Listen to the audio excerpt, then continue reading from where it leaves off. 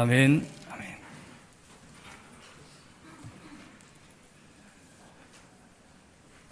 한 주간 동안 목소리가 제자리에 돌아오기를 원했기 때문에 일부러 아무도 만나지 않았습니다. 오직 주님만 만났습니다. 다행히 목소리가 돌아왔고 또 여러분들과 함께 하나님 말씀을 편하게 그렇게 나눌 수 있게 되어서 참 감사합니다.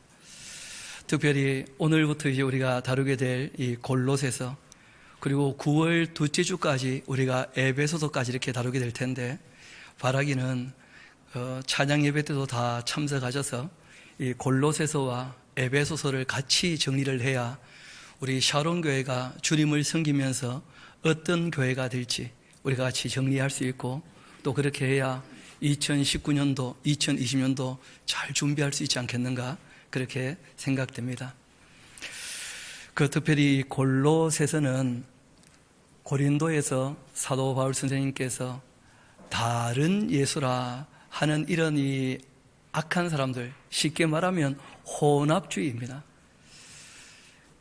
예수님에 대해서 얘기가 되어지고 유대인들은 예수님을 있는 그대로 받아들이지를 못하는 거예요.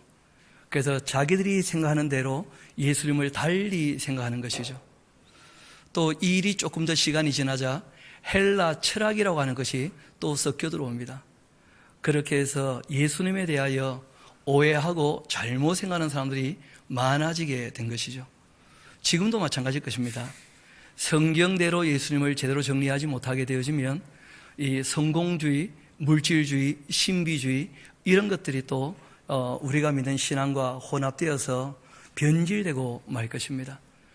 그래서 바울 입장에서 우리 주님께서 주신 그 계시로 말미암아 참된 예수님의 모습을 명확히 정리해 두게 되어지면, 그럼 거기에 다른 것이 덧붙지 않게 될 것이다. 이런 것들을 한 4년, 5년 가까이 갇혀 있게 되어지시면서 정리를 다 하시게 된 것이죠. 실제로 이 골로새 교회 같은 경우는 저희 교회와도 굉장히 유사한 면들이 있습니다. 이 교회는 골로새서라 하는 이 편지를 받을 때 교회가 세워진 지 10년 채 안 된, 한 7, 8년쯤 된 그런 교회입니다. 또 바울이 직접 개척한 교회는 아니었고, 바울에게 배웠던 에바브라라고 하는 분이 골로새에서 에베소까지 가서 배우게 되었고, 그리고 난 다음에 골로새 교회 초대 교역자로 그렇게 이제 일을 시작하게 되었던 그런 교회이기도 하죠.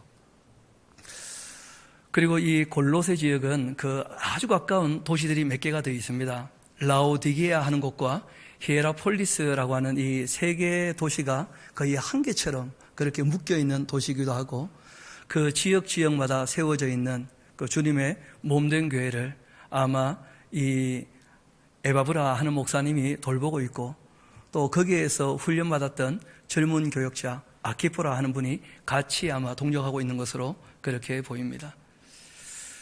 이 에바브라 목사님이 개척해서 일하고 있던 이 골로새 교회가 사도 바울 선생님이 로마에 2년 동안 가택 연금되어 있다는 얘기를 듣게 되어지자, 자신들이 섬기는 교회, 담임 교역자 선생 되시는 바울에게 우리가 좀 도움이 돼야 되지 않겠는가, 그렇게 사랑하는 마음이 생겨서 얼마쯤 이렇게 돈을 모아가지고 후원하게 된 것이죠. 선교 후원. 선교 후원금을 가지고 이제 이 에바브로가 바울에게 가지고 간 것입니다. 거기에 대해서 참 고마워하는 마음도 있으면서 바울이 그렇다고 한다면 교회의 머리 되시는 예수님에 대하여 내가 정리한 이 내용을 골로새 교회를 통하여 주변에 있는 모든 교회에 좀 알려줄 필요가 있겠다. 그렇게 해서 어떻게 보면 작심하고 쓰신 그러한 교리 서신이기도 하고, 자그마한 논문처럼 그렇게 아주 정제된 글이기도 합니다. 그래서 이 내용을 잘 읽어보게 되어지면 특별히 예수님 어떤 분인지 우리가 바르게 알게 되어지고, 이 내용을 또 바르게 읽어야지만 예수님에 대해서 오해되거나 변질되는 일들을 막을 수가 있게 되는 것이죠. 실상은 구약 전체를 또 봐야, 예수님에 대하여 예언된 부분들을 정리해봐야 예수님에 대해서 우리가 좀 더 알게 되는 부분이 있고, 그리고 또 복음서를 보면 예수님 어떤 분인지 또 알게 되어지죠. 그리고 특별히 이제 이 골로새서를 보면 교리적으로 정리된 예수님의 모습을 알 수가 있고, 또 히브리서, 그리고 실제로는 요한계시록까지 가봐야 그 재림하시는 예수님, 영광의 왕이신 예수님이 어떤 분인지를 명확히 알 수 있습니다. 실상은 성경 전체가 다 예수님에 대하여 얘기하고 있다 해도 과언이 아닐 정도로 성경은 예수님의 이야기가 꽤 많이 나오고 있습니다. 유대인들은 성부 하나님에 대한 신앙은 있었지만 예수님을 만나지 못했기 때문에 예수님에 대하여 오해하는 것이 생겨납니다.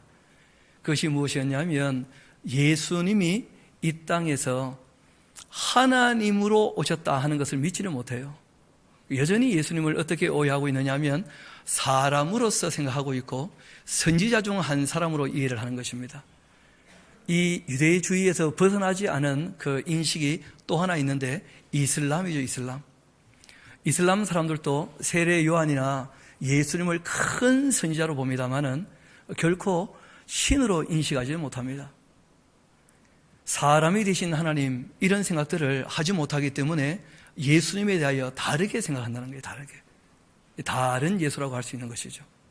반면에 이 헬라 사상에서는 그 신이 인간이 되었다, 물질 세계를 악하게 보기 때문에 영지주의라 그러죠. 그렇죠? 그 신은 결코 인간이 될 수 없다는 거예요. 그러니까 예수님이 인간일 수가 없다는 거예요. 또 그 예수님에 대해서 다 달리 생각한다는 것입니다. 지금 또 교회는 그 오직 예수 이런 표현들을 쓰면서 예수님만 만나면 만사형통합니다, 그런 얘기 들어보셨죠? 예수님만 만나면 이 세상의 모든 고통은 끝이 납니다, 그런 얘기도 들어보셨죠? 여러분, 근데 그 사실이 아니었죠. 왜냐하면 예수님께서 그렇게 말씀하신 적이 없었거든요. 그러니까 성공주의와 물질주의와 그 자기 욕심이 예수님하고 또 혼잡되어져 가지고 이상한 다른 예수를 자꾸 사람들이 만들어낸다는 거예요. 그런 면에서 오늘 이 골로새서를 보면서 교회의 머리 되시는 예수님은 과연 어떤 분인지 우리가 차근차근 좀 정리해 나가야 되지 않겠는가, 그렇게 봅니다. 우리 골로새서 1장 1절 말씀부터 차근차근 우리 정리해 나가도록 하십시다. 하나님의 뜻으로 말미암아 그리스도 예수의 사도된 이 바울과 형제 디모데는 하면서 바울과 또 자기와 함께 사역하고 있는 디모데를, 여러분 1절에는 그렇게 한번 소개했죠. 아들처럼 여기는, 맞습니까? 아들처럼 여기기도 하고 또 뭐처럼도 생각합니까? 형제처럼 생각하기도 하고. 그러니까 늘 곁에 있게 되어지니까 서로 영향을 주고받을 수밖에 없는 것이죠. 그래서 이 바울과 함께 디모데가 그 골로새 편지를 보내는 형식으로 그렇게 편지를 씁니다.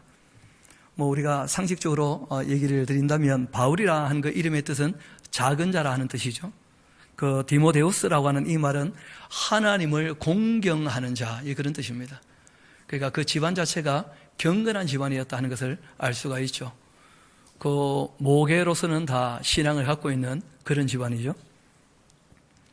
골로새에 있는 성도들, 성도란 곧 어떤 사람들이냐, 거룩한 무리라고 할 때 이 하기오스라고 하는 거룩한 사람들은 누구냐?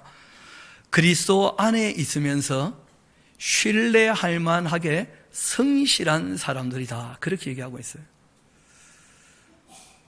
한 번은 성경 강좌를 하면서 우리가 하나님을 잘 믿는다 하는 것을 믿음이라 그렇게 생각하기 이전에 하나님께서 신뢰할 만큼 성실한가 하는 것을 믿음이란 말로 해석하면 믿음이 무슨 말인지 좀 더 명확하게 됩니다 했더니 어떤 분이 무릎을 탁 치면서 그러니까 확실히 알겠다는 거예요. 믿음이란 말이.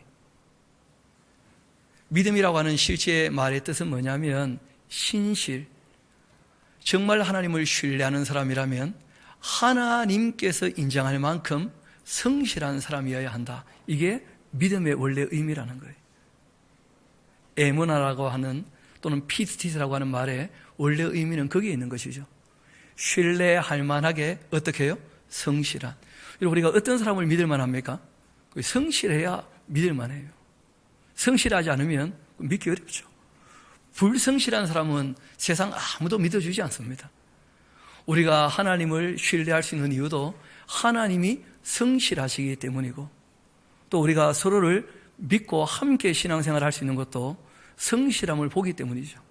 그래서 오늘 이 믿음에 대해서 성경은 신실하다, 그렇게 번역하고 있는 것입니다. 우리 아버지 하나님으로부터 은혜와 평강이 너희에게 있을지어다. 우리가 너희를 위하여 기도할 때마다 하나님 곧 우리 주 예수 그리스도의 아버지께 감사하노라. 여러분, 어떻게 보면 기도는 곧 뭐라는 거예요? 감사라는 게 감사. 기도할 때 골로새 교회를 바울이 알고 난 다음부터는 골로새 교회를 위해서 늘 기도했었는데, 제일 먼저 나오는 것은 감사였다는 거예요. 감사. 본인이 직접 일한 것도 아니었지만 본인에게 배웠던 이 에바브로가 개척해서 함께 하나님을 섬기게 되었다 하는 것 자체가 너무 감사한 일이었죠. 이는 그리스도 예수 안에 너희의 믿음과 모든 성도에 대한 사랑을 들었기 때문이다. 여러분, 성실할 때 무엇에 대해서 성실한가? 이것도 중요하죠. 여러분, 사도 바울은 믿음이라고 하는 것은 곧 무엇이냐면 사랑을 행함에 있어서 성실한 것으로 그렇게 표현을 했다는 거예요. 여러분, 실제로 믿음과 소망과 사랑, 이 세 가지는 항상 있는데 그 중에 제일은 무엇입니까? 그 사랑이죠, 사랑. 그러니까 믿음으로 시작을 하게 되었다면 소망을 품고 자라가고 난 다음에 사랑으로서의 열매가 있어야 된다는 거예요. 사랑으로서의 열매가. 이 바울이 얘기하는 것이 너희의 믿음과 모든 성도에 대한 사랑을 들었기 때문이었고, 또 너희를 위해 하늘에 쌓아둔 소망, 굉장히 중요한 얘기입니다. 여러분, 사람들은 종교를 갖는 이유가 뭐냐면 이 땅에서 자기의 소망을 이루고 싶어서, 자기의 꿈을 이루고 싶어서, 자기가 하고 싶은 것을 성취하고 싶은 욕심 때문에, 그래서 이제 종교의 힘을 빌리려고 한다는 거예요. 그런데 우리의 신앙은 이 땅에 있는 소망이 아니라는 거예요. 우리가 믿음 생활하고 사랑으로 사는 이유는 하나님께서 우리를 사랑하신 것을 우리가 확실히 믿게 되었고, 그리고 하나님 나라에, 영원한 나라의 소망을 두고 있기 때문에 이 땅에서 어떤 어려움과 아픔과 고통이 있다 할지라도 우리가 좌절하거나 낭망하지 않고 주님을 섬겨 살면서 이 땅에서 우리가 믿음으로 사랑하며 산다는 거예요. 그것이 우리에게 주어져 있는 소망인 것이죠. 하늘에 둔 소망. 곧 너희가 전에 복음 진리의 말씀을 들은 것이다. 참 표현이 그런데 여러분, 그 원어로 보면 조금 달리 표현되어 있습니다. 그 복음, 그 진리, 그 말씀을 너희가 다 들었지 않는가? 그 달리 표현하면 로마서라 하는 책이 그 복음의 기초였지 않습니까? 바로 그 복음, 바로 그 진리, 바로 그 말씀. 하나님께로 돌아오면 다 받아주시고 우리의 죄에 대하여 하나님 쪽에서 다 해결하실 뿐 아니라 이방인과 유대인 차별 없이 불러주시고 영원한 주님의 나라를 우리에게 보장하셨는데, 그 하나님이 주신 선물은 우리의 생명이고 우리의 영생이며, 이 땅에서 생명을 갖고 있는 사람들이 죄 아래에 태어났었는데 그 모든 문제를 하나님이 해결하시며 죄와 싸워 이길 수 있는 모든 길을 우리에게 알려주셨다는 것이죠. 이것이 바로 신령한 은사에 대한 내용이었고, 그것이 복음이며 그것이 곧 진리고 그것이 우리에게 주신 그 말씀이라는 것입니다. 이것을 다 너희가 들었지 않느냐?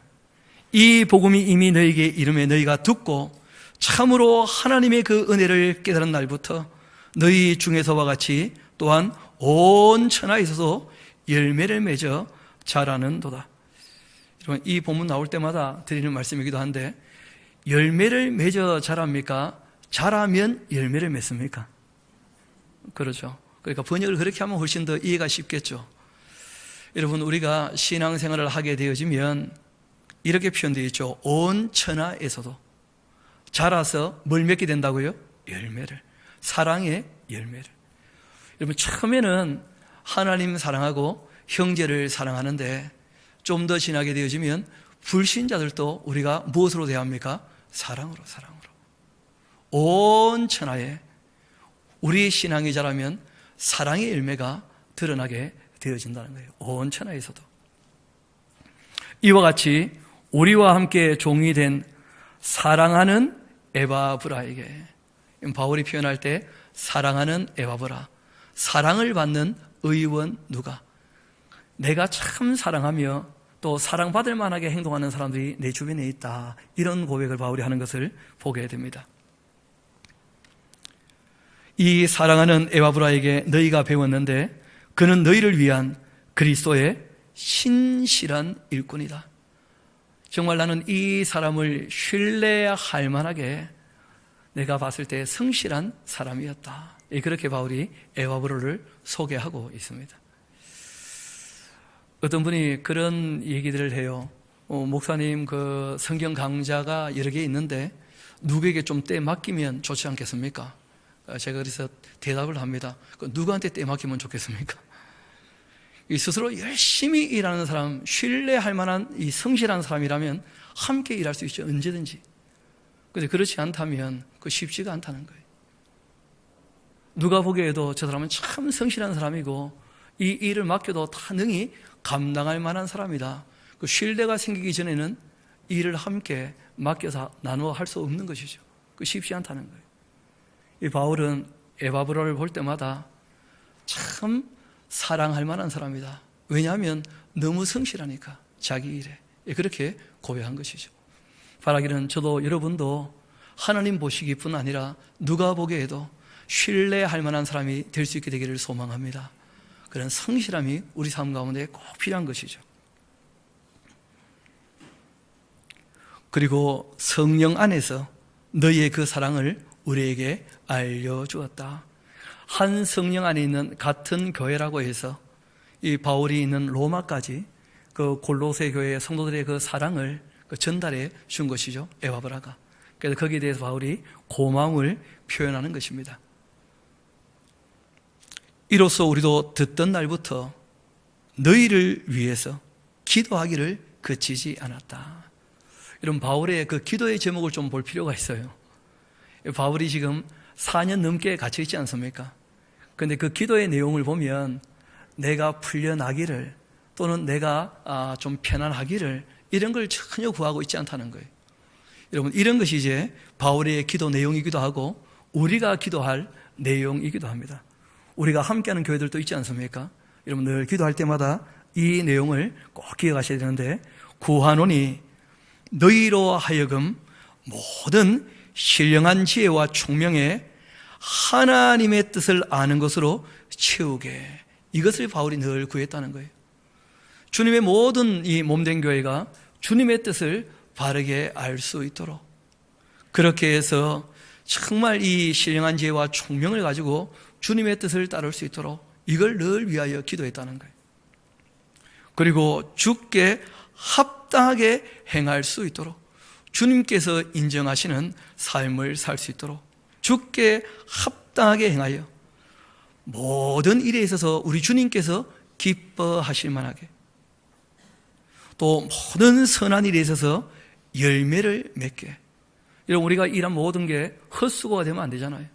사랑으로 행했던 모든 선한 일이 열매가 있을 수 있도록, 또 하나님을 아는 것에 주님의 몸된 교회가 자랄 수 있도록 그렇게 늘 구했다는 거예요.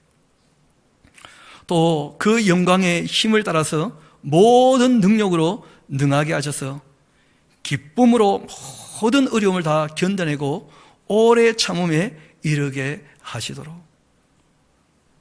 우리로 하여금 빛 가운데에서 성도의 기업의 부분을 얻기에 합당하게 하신 아버지께 감사하기를 내가 늘 구했고 내가 이것을 원하면서 뭐 했다는 거예요?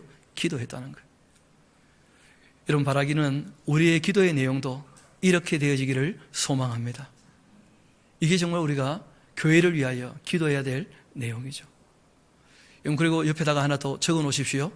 짧다 좀 적어 놓으십시오. 외식으로 장황하게 길게 그렇게 기도하는 게 아니라는 거예요. 정말 이 모든 주님의 몸된 교회가 주님의 뜻을 바르게 알아 그 말씀을 따라 삶으로 사랑의 열매가 있었으면 참 좋겠다. 주님을 바르게 알 수 있으면 참 좋겠다. 이걸 위하여 바울은 기도했고, 여러분 바울의 기도의 응답이 뭐냐면 골로새서라는 책이라는 거예요. 바울은 이 교회를 위해서 늘 이렇게 기도했기 때문에 골로새 교회에 이 편지를 보내는 것입니다. 이것이 어떻게 보면 바울에게 있어서는 바울의 사랑의 열매라고 할 수 있는 것이죠. 주님의 몸된 교회를 너무나 사랑하기 때문에 교회를 위하여 기도하고 그 기도에 대하여 주님의 뜻을 따라 바울은 이렇게 응답하고 있는 것입니다. 정말 주님의 몸된 교회가 주님을 바르게 알게 하려고 한다면 주님이 어떤 분인지를 바르게 소개해야만 되는 것이죠. 이어봅시다. 그가 성부 하나님께서 우리를 흑암의 권세에서 건져내실 거예요. 건져내셨습니까? 또 그의 사랑의 아들의 나라로 옮기실 겁니까? 옮기셨습니까?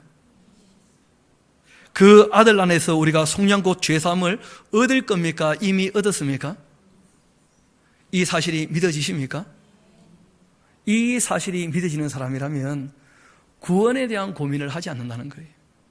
왜냐하면 그 일은 다 누가 하시는 거예요? 하나님께서 다 하신 일이기 때문에 그건 우리의 고민에 대한 문제가 아니라는 거예요. 거기 보면 전부 다 하나님께서 다 하셨다는 거예요. 여러분, 이 일은 우리가 에베소서에서 좀 더 명확하게 정리하게 될 것입니다. 그 예수님은 누구시냐? 하나님의 형상이시고 모든 피조물보다 먼저 나시니다. 이건 참 쉽지 않은 표현인데요. 오늘 우리가 예배를 시작하며 시편 2편을 읽을 때 너는 내 아들이라 오늘 내가 너를 뭐라고 표현하십니까? 낳았다. 여러분, 그러면 성부 하나님께서 성자 예수님을 어떻게 하셨다고 표현하고 있습니까? 낳았다. 그러면 성자 예수님은 없었던 적이 있는 거예요? 아니면 없는 거예요? 갑자기 머리가 하얘지시죠? 여러분, 이게 참 쉽지 않은 문제입니다. 그래서 우리가 이 신학적으로 논의할 때에는 예수님에 대해서, 자존성에 대해서는 여전히 의문을 갖고 있다는 거예요. 여전히. 여러분, 그런데 요한복음 20장을 보게 되어지면 도마가 이런 고백을 하죠. 나의 주, 나의 뭐라고요? 하나님이십니다. 그래서 예수님에 대해서 우리가 얘기할 때는 알 수 있는 부분들은 이렇습니다. 예수님은 하나님이신데 아버지께서 낳으신 아들 하나님이시다. 그런데 문제는 하나님이 하나님을 낳았다는 말이 무슨 말인지 우리는 알 수가 없어요. 왜냐하면 낳았다는 표현 자체가 인간적인 표현이기 때문에. 그래서 이런 부분들은 신비에 속해 있다, 그렇게 표현합니다. 그 영원하신 하나님께서 성부와 성자와 성령은 다 삼위일체 되시는 하나님이시지 않습니까? 그러면 하나님은 자존성과 전지전능하심과 편재성과 그리고 영원히 변하지 않는 완전성을 갖고 계시는데 그 예수님에 대해서 유대인들은 고민할 수밖에 없었다는 거예요. 그래서 히브리서 내용을 봐도 2번씩이나 낳았다 하는 표현들을 강조해요.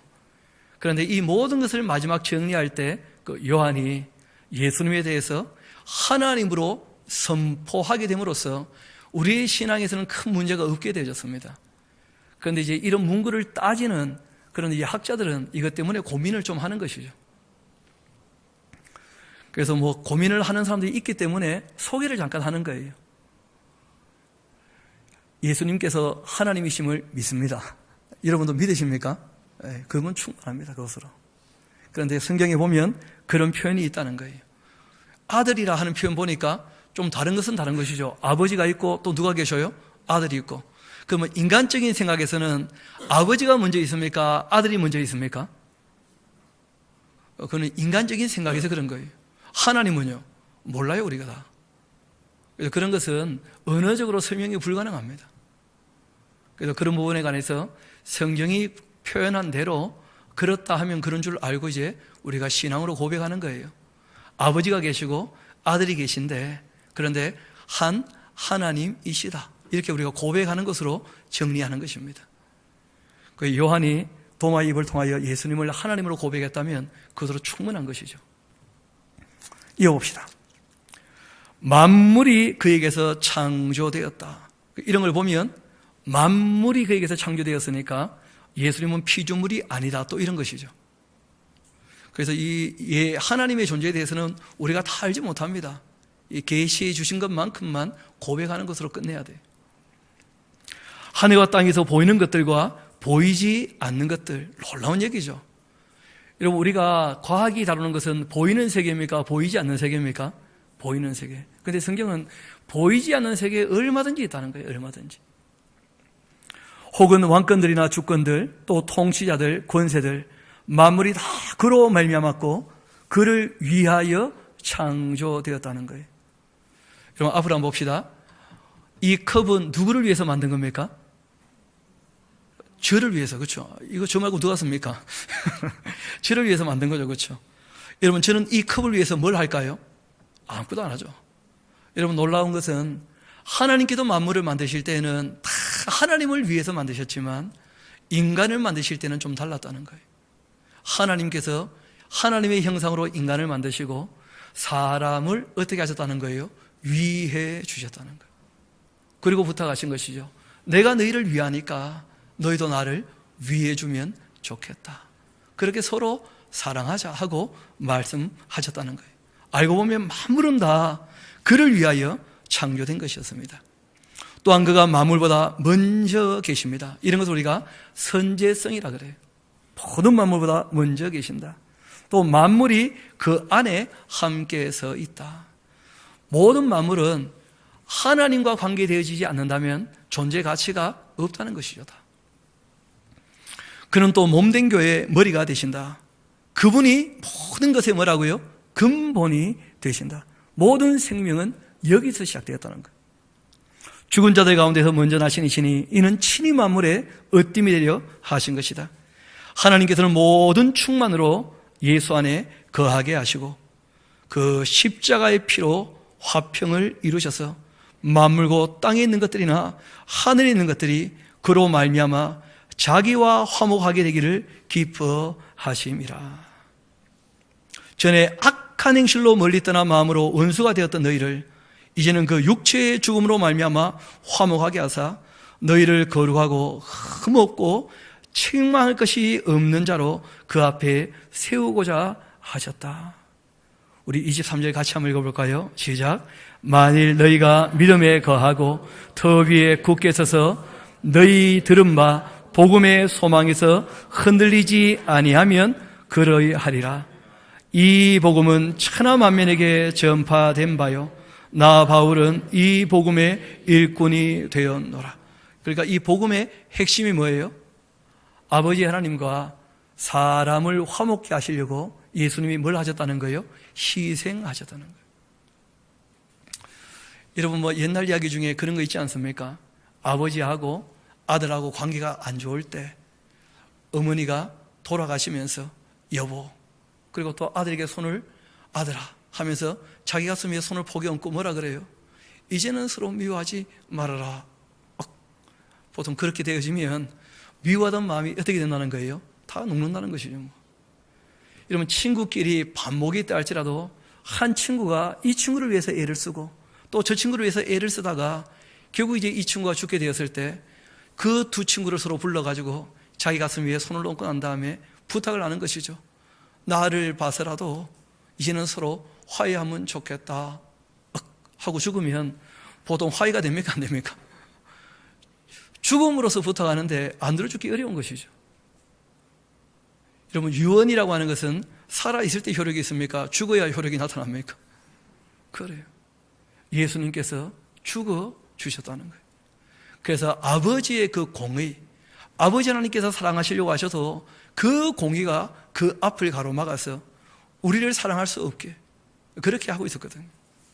또 우리가 하나님을 사랑하려고 해도 그 죄가 우리와 하나님 사이를 갈라서 하나님께 나가지 못하게 했다는 거예요.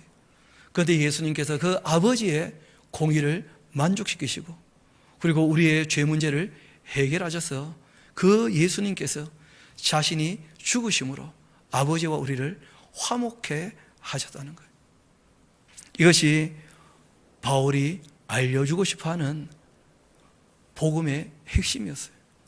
여러분, 놀랍게도 세상 사람들은 이 복음을 아무리 전해도 이해하지도 못하고 납득하지도 못하고 실제로는 필요성도 느끼지 못해요.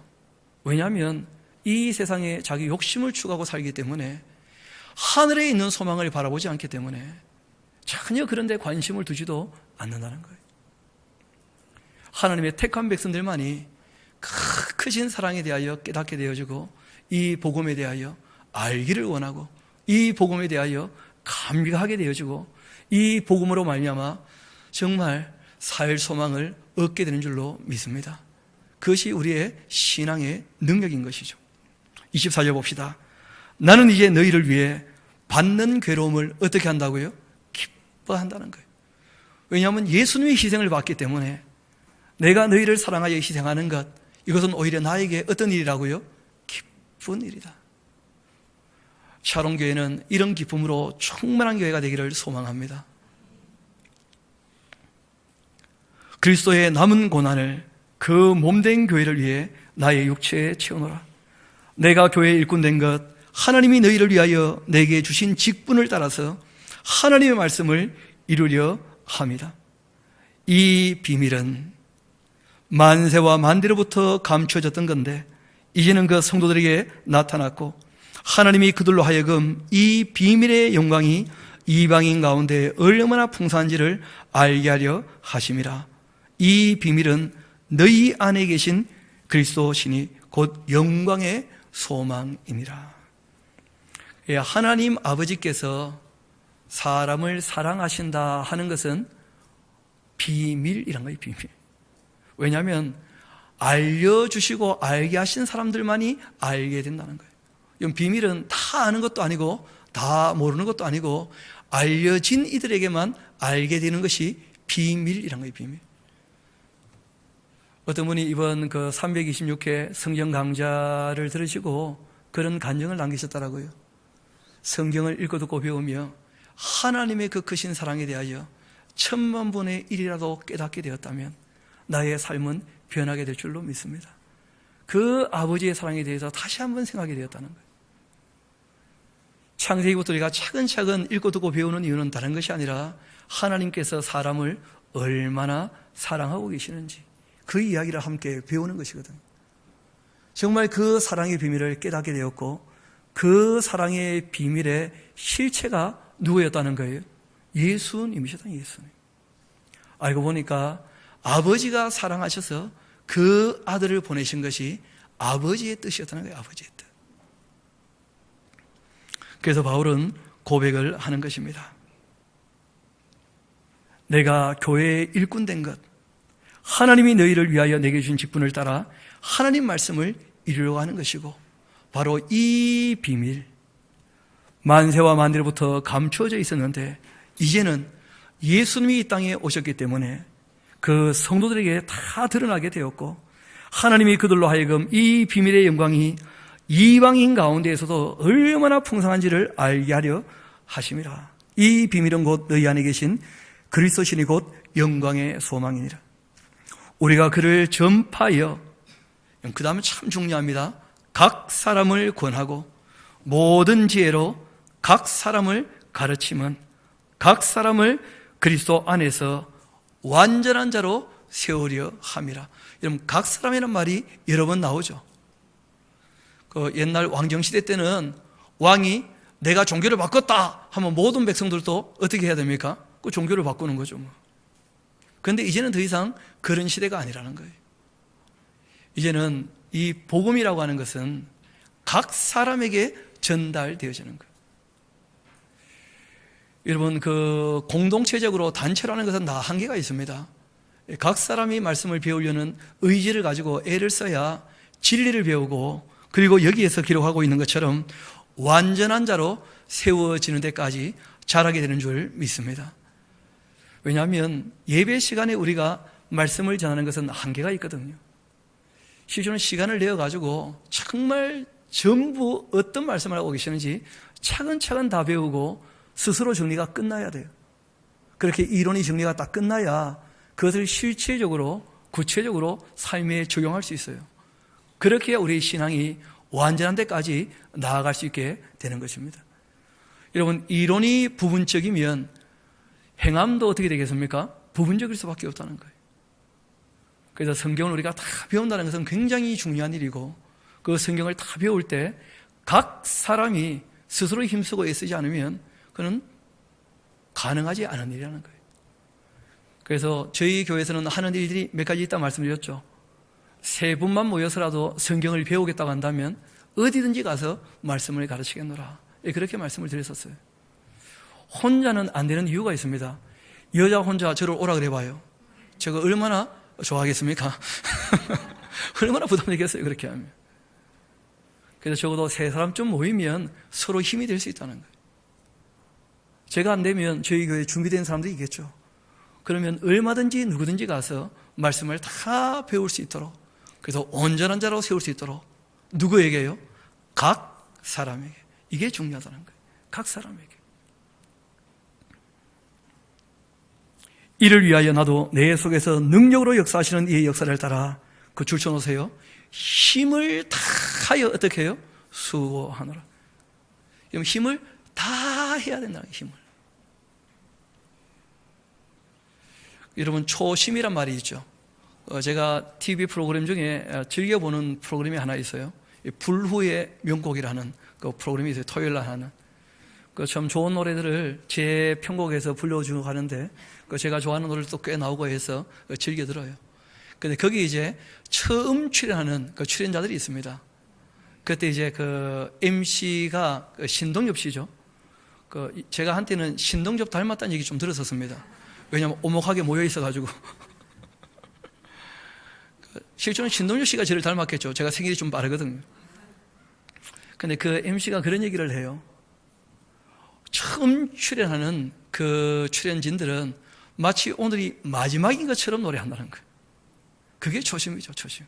힘을 다 하여 다시는 이 자리에 다시 설 수 없다 하는 그런 마음을 가지고 그 일을 한다는 거예요.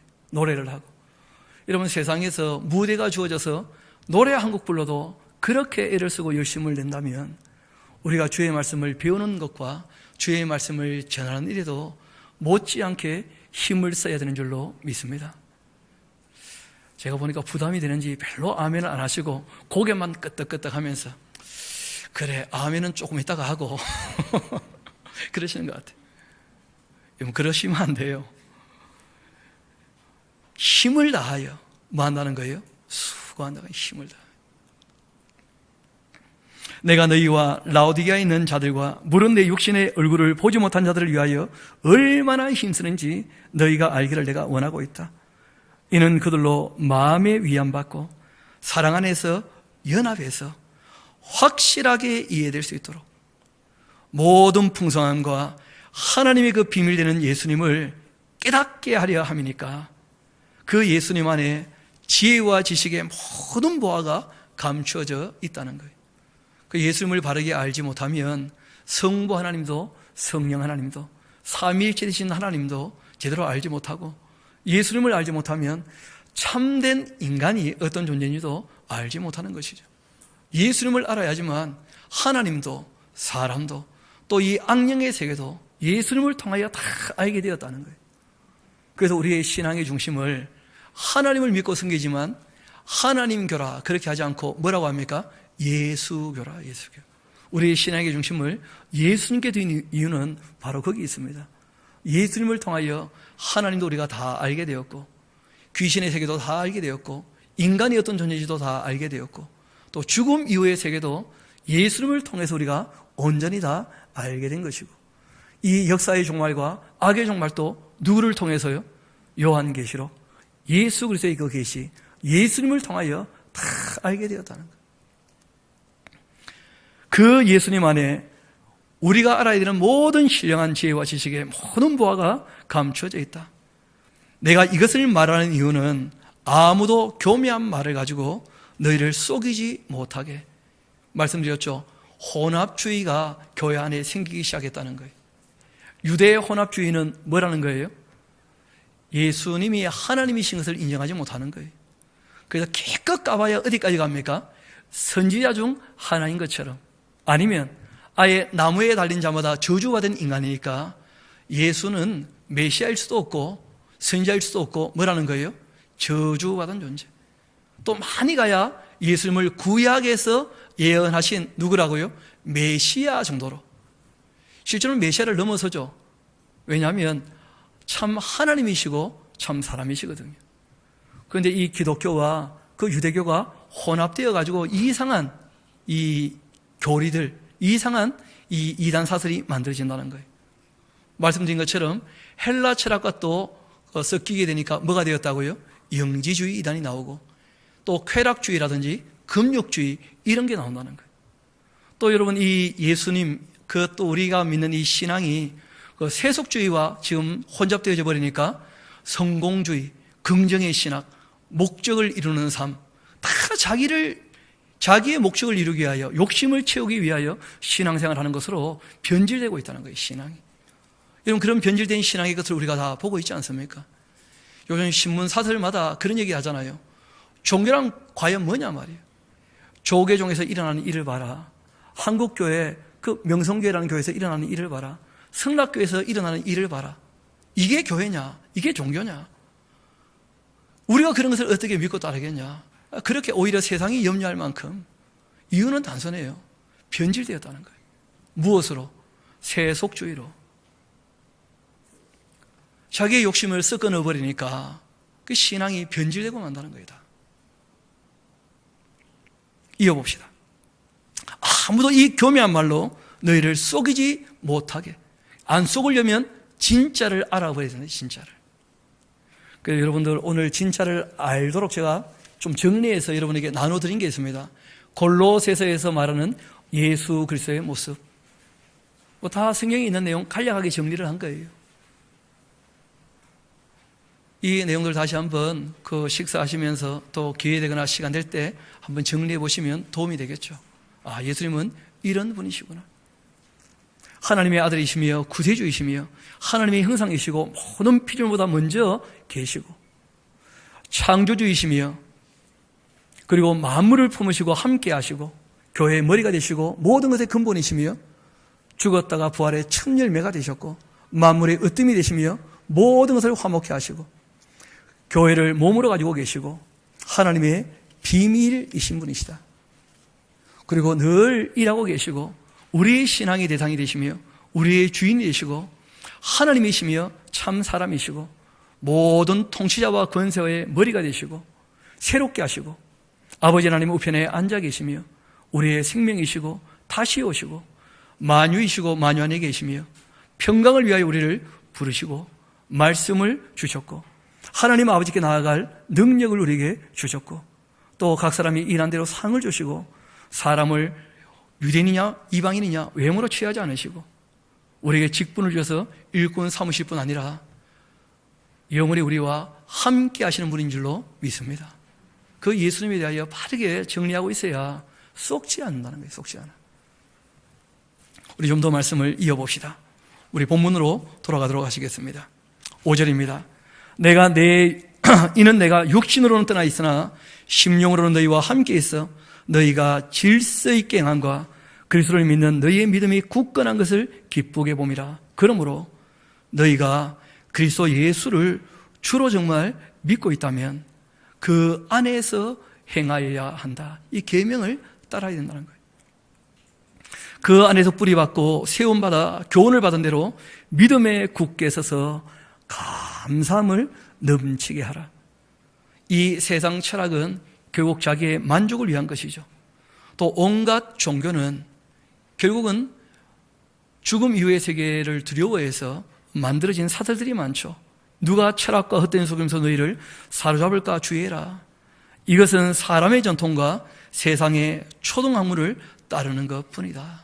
하나님께서 주신 그 복음, 그 진리, 그 말씀이 아니라 사람들이 그 말씀과 생각들을 어떻게 했다는 거예요? 혼잡했다는 거예요. 혼합시켰다는 거예요.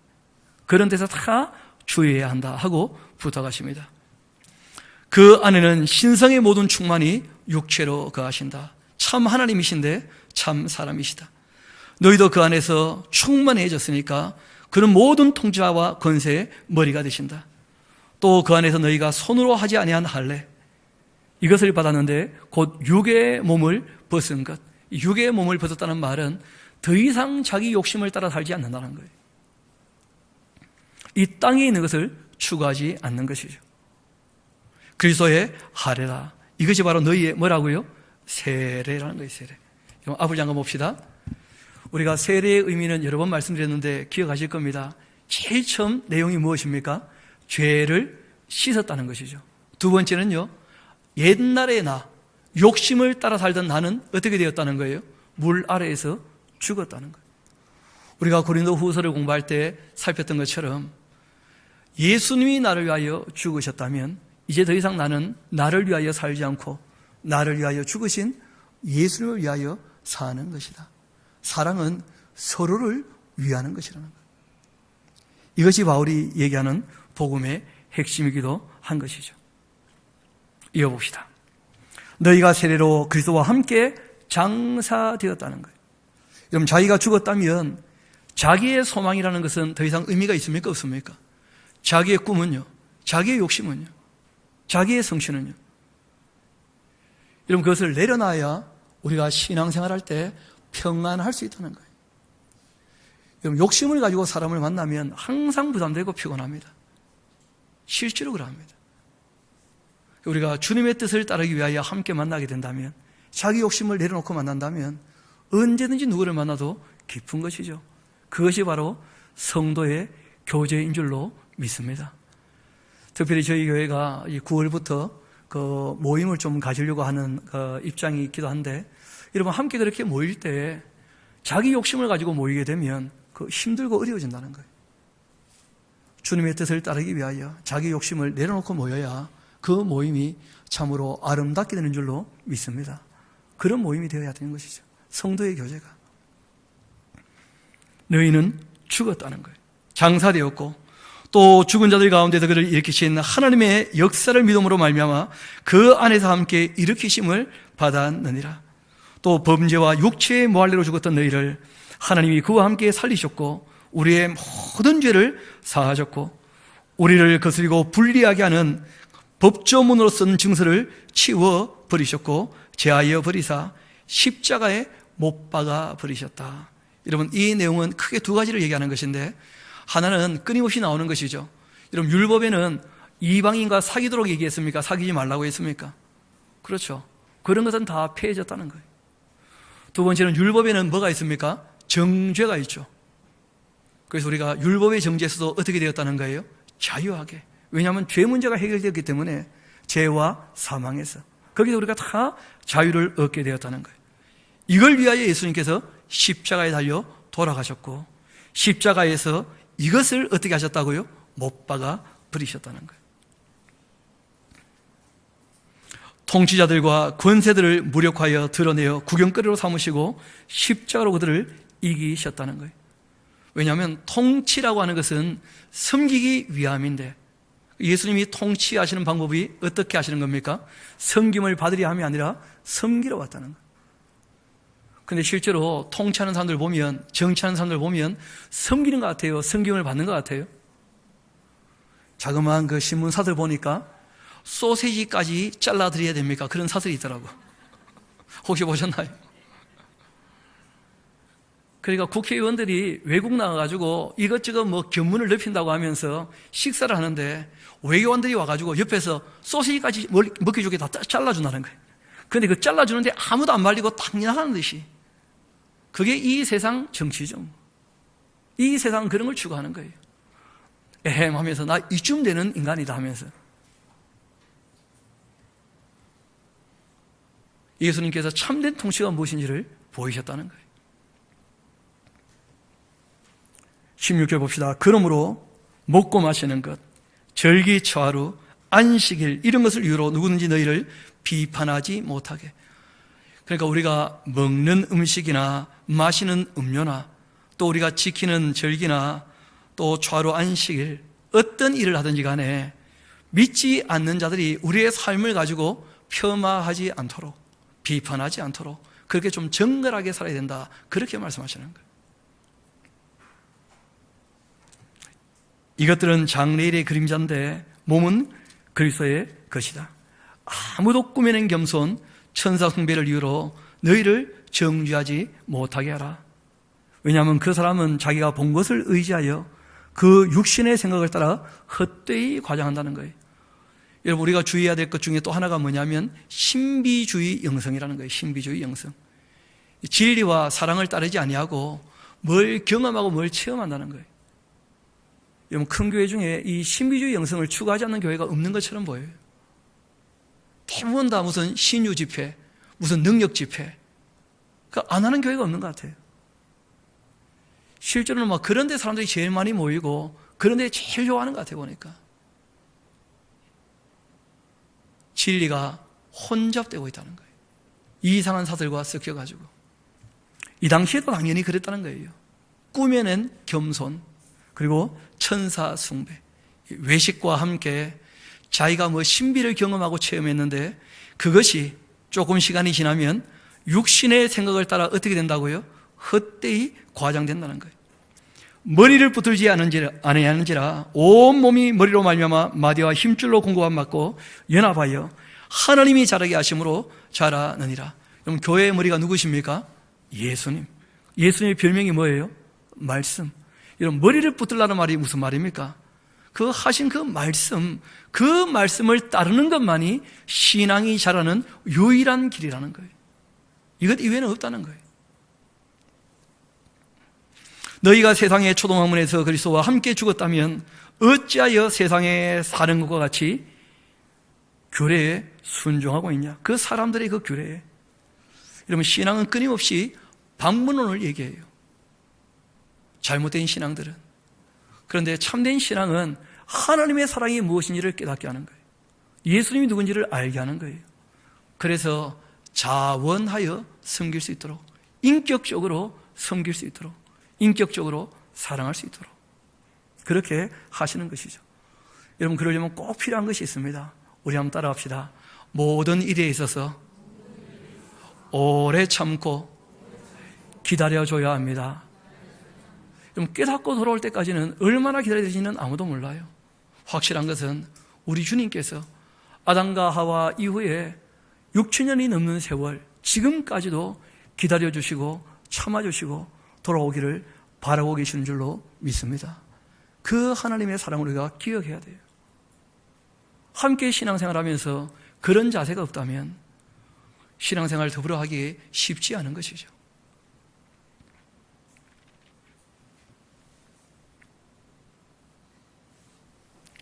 우리 19절을 다시 한번 읽어보도록 합시다. 시작.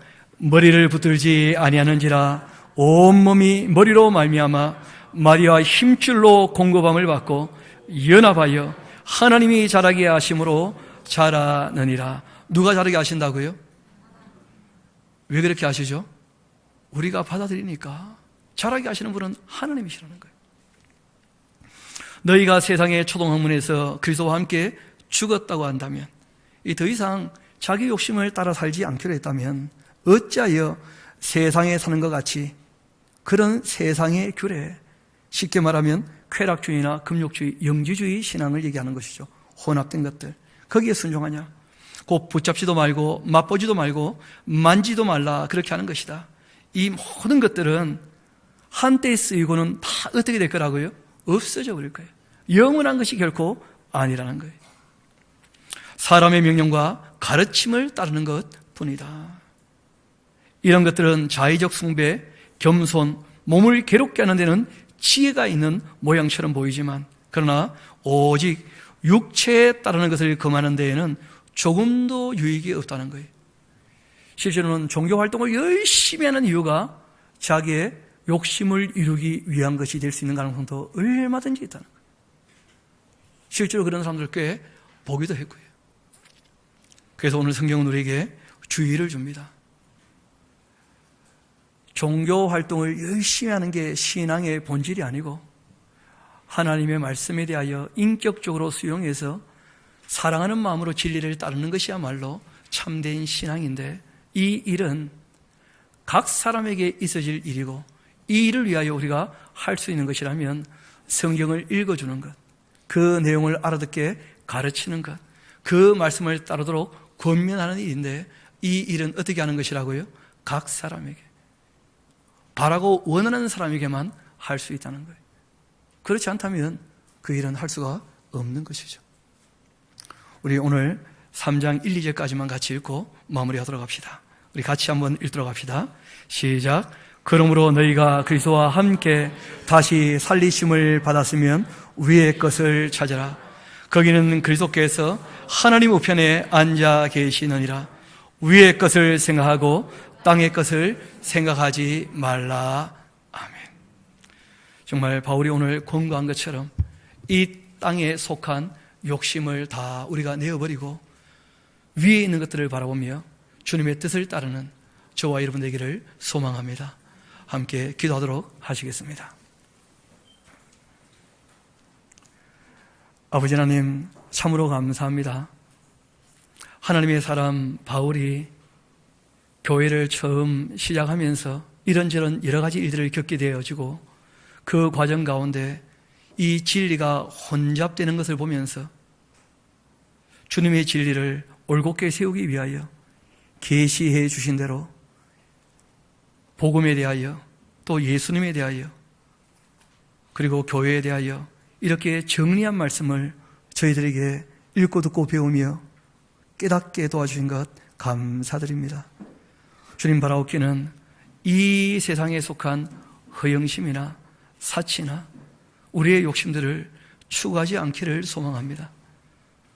주님, 그럼에도 불구하고 우리가 아직 이 죄성이 남아있어 우리가 죽었음에도 불구하고 아직도 살아있어서 우리가 세상의 것들을 바라보는 일들이 아직도 있음을 고백합니다.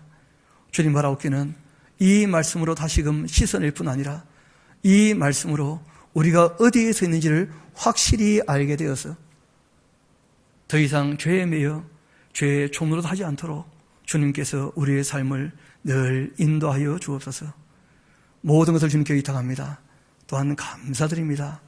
이 모든 말씀 죄를 사랑하시는 우리 구주 예수님 이름으로 기도합니다. 아멘. 우리 이 시간 다 일어나셔서 찬송가 82장 같이 부르도록 하시겠습니다.